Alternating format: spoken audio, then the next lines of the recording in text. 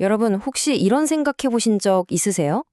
인생에 대한 가장 깊고 중요한 진리가 화려한 궁전이 아니라 차디찬 감옥에서 쓰였다면 어떨까 하고요. 오늘 우리가 살펴볼 네 통의 편지가 바로 그런 이야기입니다. 이건 그냥 믿음에 대한 이야기가 아니에요. 복음이 어떻게 우리 삶 속에서 생생하게 살아 움직이는지 그걸 보여주는 정말 놀라운 이야기죠. 맞습니다. 이 편지들을 쓴 사도 바울은요, 당시 감옥에 갇혀 있었어요. 상식적으로는 절망과 분노만 가득해야 할 것 같은 바로 그곳에서 오히려 그 어떤 것과도 비교할 수 없는 희망과 삶에 대한 구체적인 지침이 담긴 글이 탄생한 거죠. 아니 대체 어떻게 그게 가능했을까요? 자, 오늘 이 놀라운 이야기의 여정을 한번 쭉 따라가 볼 텐데요.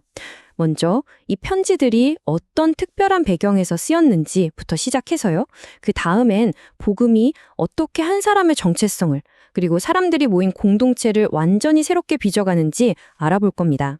그리고 마지막으로 이 모든 게 어떻게 용서와 화해라는 구체적인 삶으로 증명되는지까지 확인해 보겠습니다. 네, 그럼 본격적으로 한번 들어가 보죠.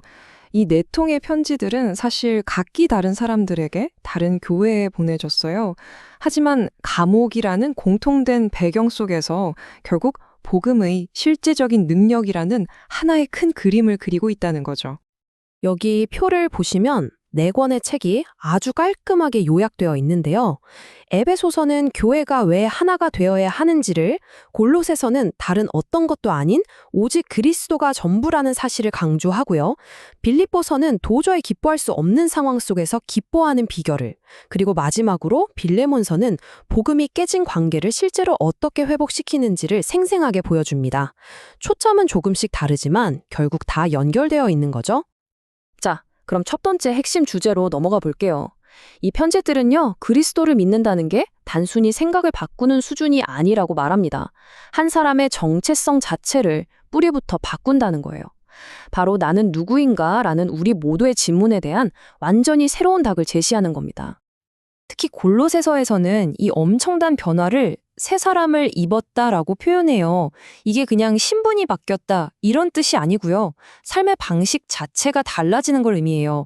예를 들어 바울은 화를 내고 남을 헐뜯고 거짓말하는 것 같은 옛사람의 행동은 낡은 옷처럼 벗어버리라고 해요.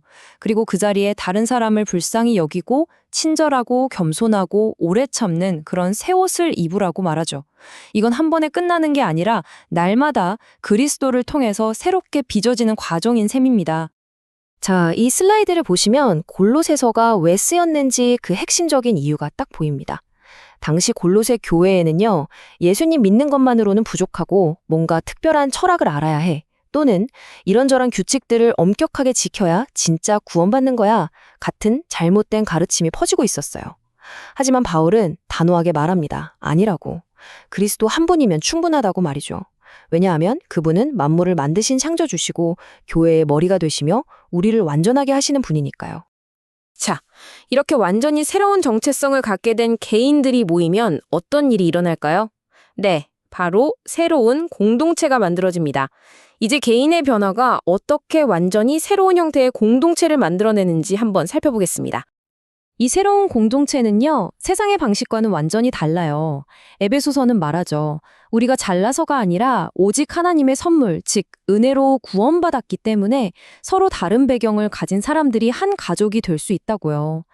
또 빌립보서는요, 누가 더 높냐, 누가 더 잘났냐 하는 사회적 지위가 아니라 서로 낮아지는 겸손으로 하나가 된다고 가르칩니다.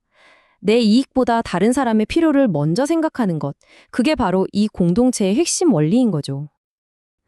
그리고 이 새로운 공동체의 심장, 그 핵심 원리가 바로 이 구절 안에 담겨 있습니다. 그는 자기를 비워 종의 형체를 가지셨다. 모든 것을 가지신 분이 스스로를 낮추셨다는 이 겸손, 이것이야말로 이 공동체를 하나로 묶는 유일한 접착제이자 모든 관계의 기준점이 되는 겁니다. 정말 강력한 메시지죠. 이제 복음이 진짜 우리 삶에서 어떻게 작동하는지 그 가장 개인적이면서도 강력한 예를 한번 들여다보겠습니다. 바로 빌레몬서에 담긴 이야기입니다. 이야기는 오네시모라는 한 남자로부터 시작돼요. 그는 당시 로마 제국의 노예였는데 주인의 물건을 훔쳐서 달아난 신세였습니다. 그를 기다리는 건 뭘까요? 만약 붙잡히면 죽임을 당할 수도 있는 정말 벼랑 끝에 선 절망적인 상황이었습니다. 그런데 바로 그 절망의 끝에서 그의 인생을 송두리째 뒤바꾸는 일이 일어납니다. 감옥에 있던 바울을 만나게 된 거예요. 그리고 그에게서 복음을 듣게 됩니다. 바로 그 순간부터 오네시모는 더 이상 그냥 도망친 노예가 아니었습니다. 그리고 이것이 바로 이 짧은 편지의 심장부입니다. 바울이 오네시모의 주인인 빌레몬에게 이렇게 부탁하는 거예요. 그를 다시 받아두되 더 이상 당신의 재산, 당신의 노예로서가 아니라 사랑받는 형제로 받아주십시오. 이게 바로 복음의 능력입니다. 인간이 만들어 놓은 가장 견고한 벽인 신분 제도를 무너뜨리고 주인과 노예의 관계를 형제 관계로 완전히 새롭게 창조하는 힘 말이죠. 자, 이제 이 모든 이야기들을 하나로 모아서요. 이게 오늘날 우리 삶에 어떻게 적용될 수 있을지 생각해 보면서 마무리를 해볼까 합니다.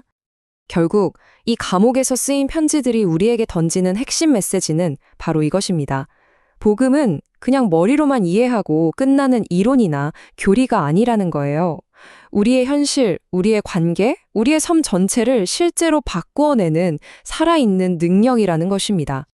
그렇다면 우리가 어떻게 삶으로 이 복음을 증명할 수 있을까요? 이 편지들은 아주 명확한 4가지 실천 방안을 제시합니다. 바로 겸손, 용서, 화해, 그리고 섬김입니다. 다른 사람을 나보다 먼저 생각하고 나에게 상처 준 사람을 용서하고 깨어진 관계를 회복하기 위해 먼저 다가가고 다른 사람의 필요를 채워주는 것. 이 4가지를 통해서 우리는 복음의 능력을 우리 삶 속에서 실제로 드러낼 수 있습니다. 오늘 이야기의 마무리는요. 우리 각자를 향한 하나의 질문으로 대신할까 합니다. 나는 과연 나의 가장 가까운 관계 속에서 내 가정과 일터에서 이 복음을 어떻게 살아내고 있을까?